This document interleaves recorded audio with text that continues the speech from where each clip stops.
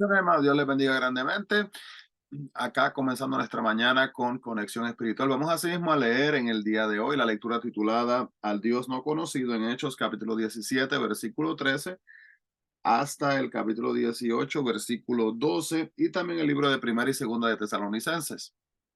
Comencemos. Amado Dios, te agradecemos, Padre, por esta oportunidad nuevamente. Señor, que nos das en esta mañana, Padre, de poder tener salud, de poder usar nuestros sentidos, Padre, de poder procesar el hecho de que a través, Señor, de nuestros pensamientos, de nuestra vida, de nuestras acciones, podamos acercarnos más hacia ti, estudiando tu palabra. Háblanos, Señor, en esta mañana para la gloria y la honra tuya lo pedimos. Amén y amén. Así que, hermanos, vemos acá que tenemos acá entonces en el libro de Hechos, tenemos entonces que Atenas, ¿verdad? En Atenas había muchos edificios, eran espléndidos y también tenían muchos dioses y fue un centro de lo que es la cultura pagana, la filosofía y también la educación. Entonces los filósofos y educadores estuvieron siempre listos a escuchar algo nuevo, así que invitaron a Pablo que les hablara en lo que es el Areópago. Y los epicúreos y los estoicos eran filósofos que dominaban la cultura griega. Así que, hermanos, a estas personas les encantaba, como podríamos compararlo quizás en español, como en España se hacían antes lo que se llamaban las tertulias. Las personas venían y se reunían, ¿verdad? Y la idea era hablar, compartir. Um, pero los epicúreos creían que buscar la felicidad o el placer era la meta primordial de la vida. Entonces, en contraste, los estoicos concentraban su pensamiento en los sentimientos y procuraban vivir en armonía con la naturaleza y razón, reemplazando sus deseos por el placer, y eran personas muy disciplinadas. ¿Les suena esto similar al mundo en el que vivimos hoy? Hay personas que hablan de la energía, ¿verdad? Del positivismo, ¿verdad? Literalmente muy similar en el pensamiento.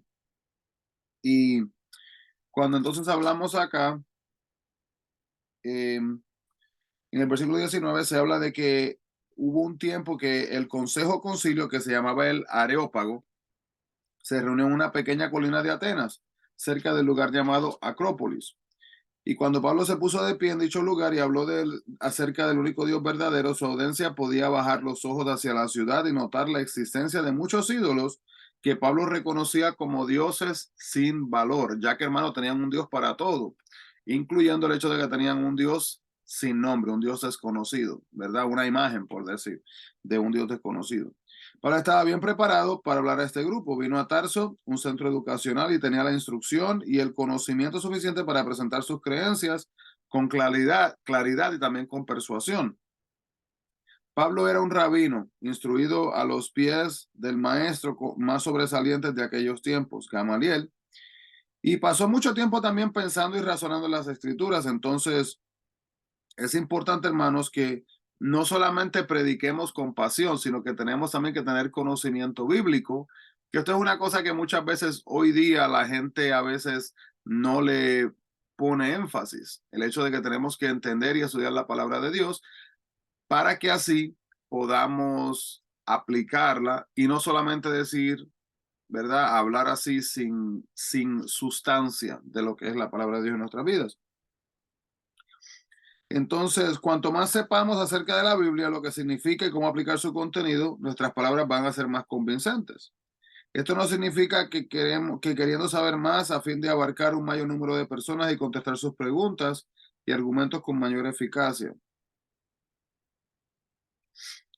El mensaje de Pablo es un buen ejemplo, hermano, de cómo comunicar el evangelio, ¿verdad? Pablo lo que hizo es que él no empezó hablando, recitándole la historia judía, como se hacía usualmente, ya que si lo hubiera hecho, hubiera perdido el interés de los griegos porque ellos no estaban interesados en eso. Empieza construyendo un caso en favor del único Dios verdadero, usando los ejemplos que ellos entendían y usando lo que estaba ahí presente visualmente delante de ellos. Luego establece un punto común, enfatizando en lo que ellos estarían de acuerdo acerca de Dios. Y por último, canaliza su mensaje por la persona de Cristo, ¿verdad? Llamando su atención a la resurrección. Cuando se le testifica a otro, hermano, podemos usar este método de Pablo, ¿verdad? Vamos a usar ejemplos que establezcan un punto común de interés y luego vamos a llevar a la persona a darle la oportunidad de que acepte a Jesucristo como su único y exclusivo Salvador. Los atenienses entonces levantaron un ídolo al Dios no conocido por temor a perder bendiciones o recibir algún castigo. Entonces, el inicio de la declaración de Pablo de los atenienses se relacionaba a su Dios desconocido. Pablo no aprobaba a este Dios, ¿verdad? Pero usó la inscripción como un punto de partida, buscó una manera de conectarse para luego ir y llevarle entonces la enseñanza que debemos de hacer nosotros también. Entonces, Pablo presentó al único Dios verdadero a estos hombres educados en Atenas, a pesar que eran muy religiosos, no lo conocían. Y hoy tenemos una sociedad muy cristiana, hermanos, para muchas personas. Pero tristemente podemos decir esta oración, que todavía para muchos Dios es desconocido. Necesitamos proclamar quién es Dios y dejar en claro que Él hizo por la humanidad lo que hizo por la humanidad mediante su Hijo Jesús. Y no podemos suponer que aún los religiosos que nos rodean en verdad a Jesús ni comprenden la importancia, hermanos, de depositar nuestra fe en Él. Hay personas que viven sus vidas en base a una rutina. Hay personas que han sido criadas en la iglesia, hermanos, y por haber ido a la iglesia se asume, ¿verdad? Se deduce que la persona ya es cristiana, pero el cristianismo es una relación, es una acción, es un verbo que tiene que ser decidido en algún momento de la vida para verdaderamente darle la cabida a Dios para que venga Jesús a morar en nuestras vidas. No es una cosa que Jesús se va a forzar. En otras palabras, hermanos, yo puedo escuchar un tema y aprender mucho del tema, pero eso no significa que verdaderamente ese tema haya sido invitado dentro de mi vida. Le doy un ejemplo simple. Si yo me he criado alrededor de personas, vamos a decir, electricistas, y he aprendido muchas cosas viendo y escuchando, cuando llegue el momento de yo practicar, ¿verdad? Si yo voy a hacer esa profesión, yo tengo la habilidad de hacer lo que aprendí o de hacerlo de la manera que yo quiera hacerlo. Pues es prácticamente la misma idea. Entonces, vemos acá también que Pablo nunca dejó su mensaje, no dejó su mensaje inconcluso, sino que confrontó a sus creyentes con la resurrección de Jesús y el significado para la gente, que vendría siendo bendición o vendría siendo castigo, depende de cómo ellos respondieran. Y los griegos no tenían la idea, hermanos, la mínima idea de lo que era el juicio, ¿verdad? Para ellos esto no era parte de sus creencias. Y la mayoría prefería adorar muchos dioses antes que a uno.